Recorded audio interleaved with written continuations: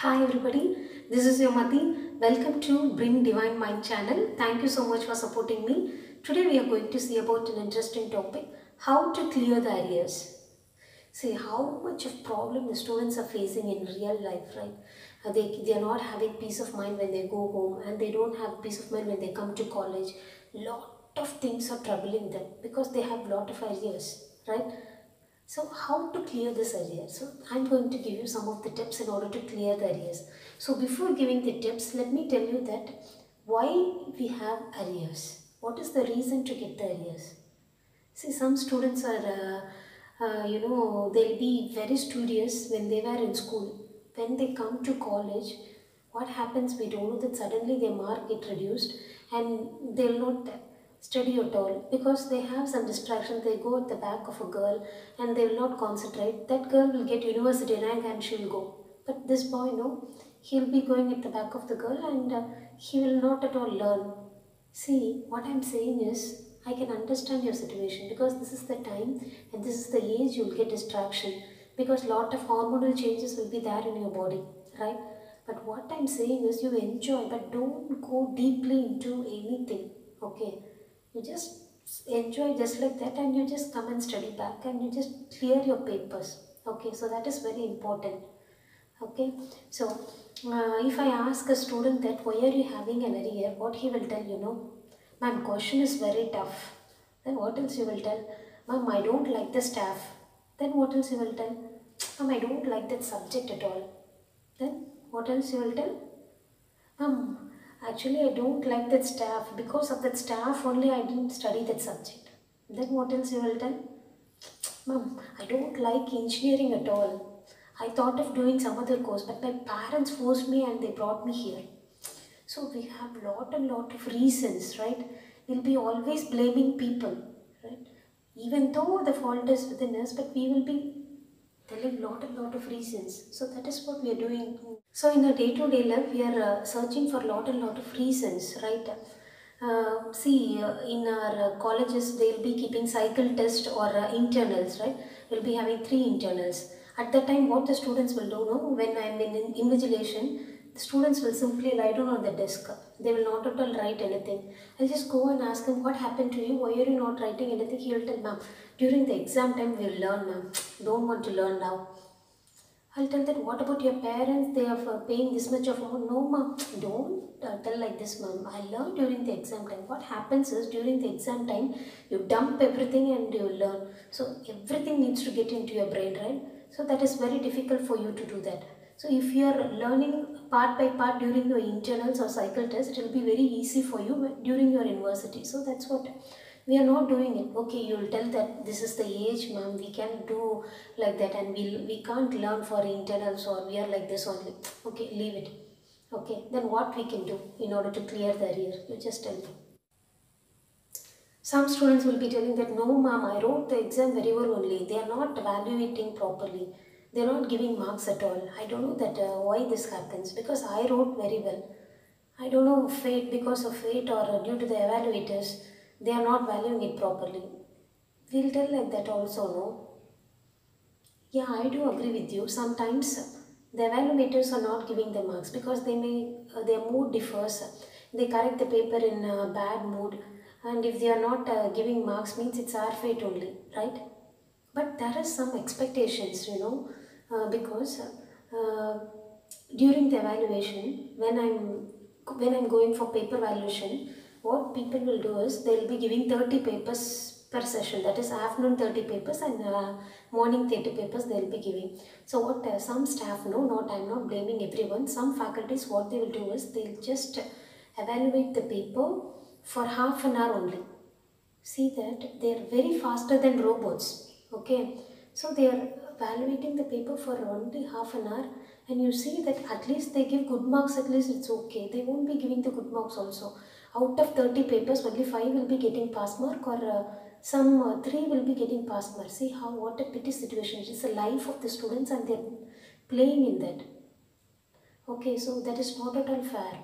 But even though the faculties are like that, that is not, because we cannot blame the faculties or we cannot blame the evaluators because only we are going to get the arrear, right? So this is the scenario, even I can understand that, but what can we do in order to get pass mark? So instead of blaming each and everyone, the valuation is not under our control. The question paper setting is not under our control. We can get any questions. We cannot expect the question which we learned, right? So that is not under our control. Then which is under our control? What we can do in order to get good marks? The thing is, you have to work hard and you do your work properly. You just write your internals properly. That will help you in your university. Okay. And one more thing is, if I ask my student that how you wrote your exam, why you got arrear, what is the reason behind it? If I ask him, he tell, ma'am, I like only problematic paper, ma'am. Theory all I can't write, ma'am. It will be very boring. I feel sleepy while writing the theory paper, he'll tell. And some students know, they'll be telling it in a reverse way. Ma'am, theory means I can write, ma'am. I can write anything, ma'am. But problematic is allergy for me. I cannot do the process. Reasons, they'll be telling lot and lot of reasons, right? The thing is, what the evaluators are expecting from your paper is very, very important. Let me tell you that something is not under a control, because the way the people those who are going to evaluate your paper, it depends upon their mode, that you cannot control, and the way the question will be settled, that is not under your control, because at that time the person who is setting the question, whatever mood he has, he will set the question according to that only. It may be tough or it may be easy. That is not under your control. Then what is only under your control? That only you are asking, right? Yeah, I'll tell you. The thing is, there will be some expectations from the evaluator's side. What is that expectation? There are two type of papers I told you. One is theory paper and the other one is problematic paper. Okay. So in case of problematic paper, if you know a particular problem, you just don't jump onto this answer directly. What you have to do is, first you write the given datas. Then what you have to do is, you just write the steps one by one. Because if you do some careless mistakes in your problem also, no issues, they'll give some step marks. But if you're going directly to the solution, what happens is, if some small mistakes also, they will not give mark at all. So it's better to write the formulas, given data, everything step by step in case of problematic paper. And in case of theory paper, you may think that in case of theory papers, if I fill the pages for 30 or 40, then I'll get the marks. No, nowadays it is not possible like that, because for theory papers, what they will be expecting is, they will be having some key points. They will be seeing the key points. If those key points are there in your paper only, they'll give you the marks. Okay, so that is very, very important. So they'll stick on to the key points and then only they will evaluate. So for problematic papers, you have to write the steps, and for theory papers, you should write the key points. Okay, and then I asked the students also, one time the question is also very easy. So I just asked him, brother, how you wrote your exams? The question is very easy, na? How you wrote it? I asked, he said, ma'am, no time at all, ma'am. What are you saying? The question is easy, no? Why are you saying like this? He's saying that, ma'am, they have given lot of split up, ma'am. Instead of asking 116 mark, they have given us 8 mark, 4 mark, 4 mark, just like that they are giving, ma'am. So there is no time for me to write, ma'am. So silly reasons. See, you are having a flour, right? If you want to prepare dosa, you can prepare. If you want to prepare idli, you have to prepare.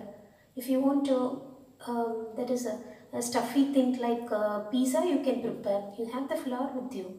The content is with you. If you want to write it for 2 marks, you can write it. If you want to write it for 8 marks, you can write it. If you want to write it for 16 marks, you can write it.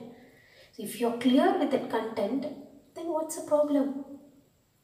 Okay, so you should have the clarity that if I know the content, I can write it for any type of questions. It may be a 16 or 2 mark or 8 mark, any type of questions I can write it. That confidence you should have. Okay. And the next thing is, the next expectation is, you should not strike out while you are writing. Once you are striking out means, the evaluator he will not get a good impression on your paper. He gets irritated while seeing that strike things. Okay, so please avoid those things. So it's not advisable to strike out while you are writing. Okay, and the presentation is very, very important. You just present it neatly. Okay, so that is very, very important, and you draw the diagrams neatly, and you use color pens. For heading you use black color, and for writing you use blue color or any colors, but you use colors. Your paper must be colorful. Okay, so that is very important. And the, another important point is you have to attend all the questions. Don't leave any questions at all, because if any in problems or anything, if it is asked in a question, if any mistake is there in a problem, then they will give the grace mark. Previously, they will give the grace mark only if, even if you write the question number. That itself is enough. But nowadays, they're not doing like that. What they're doing is they're just seeing everything. What you have to do is, even though the problem is given wrongly in the question paper itself, while writing the answer, you should relatedly write some content. You should not write unwanted things. Simply attending all, they will not give the marks. What you have to do is you should write something related to that problem. Proceed relatedly, then only they'll give you the marks. So you attend everything, but you attend relatedly to that question, not other than that. Okay, because the evaluators will be under the trouble. They will be asked, why you have given the marks for this? He has written unrelatedly, without any reason he has written something else, why you have given marks? Just like they will be questioned. So what you have to do is just attend all the questions, but even if you don't know that question also, you just write something related to that question, whatever it is asked. Okay, so that is very important. So what are the tips I have given you? I told you that you present neatly, you attend all the questions, and one more thing I have forgot to tell is 2 marks. 2 marks is hard. Okay, so if you are writing 2 marks clearly only, they'll get an impression to correct the 16 marks. In the 2 marks, even if you are writing something horrible, and if you are not at all attending it properly, what happens is they will not get a good impression on you. Even though you are decorating, or if you are writing 16 mark very well also, they will not get a good impression on the 16 mark. They won't give mark at all. So it is very difficult for you to keep everything on your mind. Okay, so what you can do is, before the exams, 2 weeks or 3 weeks before the exams, what you have to do is you just take down the key points. If it is a problematic paper, what you have to do is unit wise you write down all the formulas and you keep it. You just memorize all the formulas and you keep it safely. And in case of a theory paper, what you have to do is unit wise you write the key points for each and every unit. Before doing this, what you have to do is you just go and search for the previous year university questions, for 3 years or 5 years university questions for that particular subject, and you just see that what are the questions they asked repeatedly. You just do an analysis and pick those questions and you write the key points for those questions only. And if you're preparing this gist and key points ready, means you'll get a confident, because during the last minute, morning you'll be having an exam and you'll have a lot of tension, and previous day also you'll be having another exam. What happens is, if you see a large book like this, means you will get headache and you'll get frightened, right? So in order to avoid that, what I'm saying is you just prepare a gist. I'm just telling you to prepare only the gist, not to write any big tall. Okay, so just prepare the gist, which helps you to recall the things during your exams. And while writing also, everything enters into your mind directly. Okay, so that will be very helpful for you. So the learning methodology is, instead of dumping everything in the last minute, it's better to learn it previously and preparing a gist. So during the exam, instead of taking the large book, it's better to take the gist and learn. Okay, so that will be giving you more confidence. So these are some of the tips which helps you to clear your arrears. And so this is your life and it is your duty to clear your arrears. No use in blaming anyone. So take responsibility and use all these tips which I gave you. Hope you enjoyed this session and got benefited to some extent. Thank you so much for your patience listening.